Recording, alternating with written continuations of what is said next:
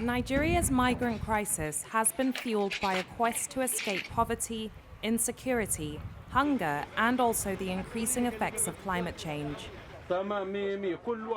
Many citizens attempting to migrate to Europe for supposed greener pastures have embarked on a dangerous journey through Libya, where severe human rights abuses towards Nigerians have been recorded and where many have been stranded. On the process, we pass a lot of hard time in deserts, me and my wife, and sometimes no water, no food at the desert.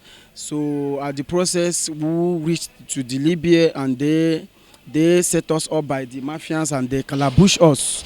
Calabush means the mafians catch us and put us in a tranquil, in a room that they lock. There is no food, no water. And my wife used to clean house in Libya, and some Libyan men clean their house, and I used to learn Malaga work, all this plastering work to survive. Encouraging some of my brothers and sisters in Nigeria to be careful on who is taking you to Libya, on how they tell you or how they wash your brain to come and work, or there is no work there. Only if you're a woman, you can go there and do prostitution, or you can go there if you're a man, they will sell you for money, all those things. Many things involved in Libya, so I'm encouraging my brothers and sisters to be careful. That's the only thing I have to say. Ark of Sierra, they take me to inside the desert, underground. They naked me, tie me like a goat, like a December goat. They tie me up. They beat me from my toe 1 week. They told me to call my family from Nigeria to bring 2 million. I said, where did I get you? They cut all my body that you are looking, they cut me. They cut me. They cut me, they hang me. This eye is not working. They open my head with gun. It open my brain, I'm looking at my brain, yes, with gun, back of gun. Back of gun. They open the brain, everything fall down. Since April 2017, the International Organization for Migration, with support from the European Union and the Nigerian federal government, has chartered flights from Tripoli to Lagos to bring Nigerians back home. On the 15th of March 2022, the 94th charter flight since this initiative began landed in Lagos with 162 Nigerians on board. They have many types of work. The most difficult work is actually connection. They call it connection house in Libya, but it's prostitute. So if you don't have power for Arabu work, they'll have to force you to do that. And you can't do that, it's very difficult. So that's why most of us run away from Burger, since we can't do that. And most especially, it's very difficult to run once you are there. It's only when God just show you mercy. And you just feel like, okay, this is a way out. I experienced a lot. Even when running away from Burger, going to prison, everything was very difficult. Even at my age, I was in a prison for almost 3 months without doing anything. It was just that I ran away from Burger, so it was in the middle of the night. So I was cast and I was taken to prison. We are better here. We are very better. Libya is not where you can make money and be surviving. No. There's no money. Even the burgers they don't have. Not a class of us, they did. No. It's not easy. Everything just turned upside down. Being me leave Nigeria as a country, I regret it. Being to that place called Libya, I actually regret it. So it paid me so much. In prison, we experienced prison life, kidnapping, suffering, a lot of suffering. Hungry was there. Even when you pay money for something, you will not even get what you wanted. We catch up on the seaside because I wanted to cross to Italy. So in that place, that's where they also catch us and bring us back to Libya again, and they put us for prison. So it was horrible for us.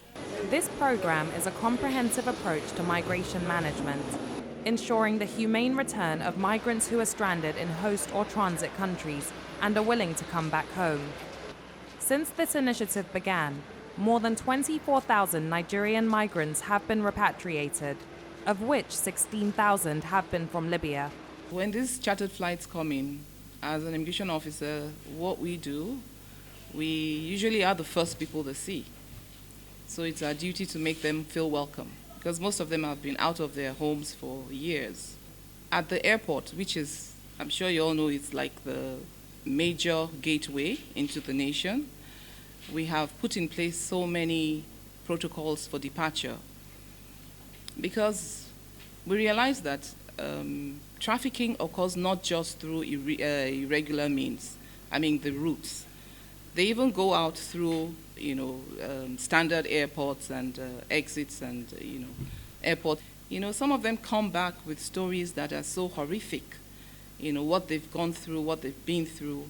And I think it's a duty. I really commend IOM for what you're doing, but I think a lot more needs to be done in terms of us sensitizing the people, letting them realize that it's not as rosy as it's been painted for them. As the government of Nigeria, we are passionate about all these returnees because, of course, they are our brothers and sisters. And so, in the southwest here, we have a reintegration center at Ibejuleki. And recently, IOM also, in collaboration with NCFRMI, we have a migrant center at Igondo area of Lagos, where our returnees are being taken care of. They pass through a lot of process, starting from psychosocial support, counseling, granting of empowerment or training.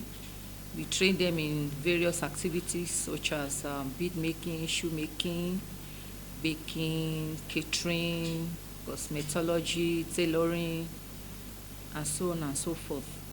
In an op-ed published in February 2022 in online politics journal Politico, Nigeria's President Muhammadu Buhari stated that irregular migration is draining Africa's talent pool and causing a political crisis in the EU.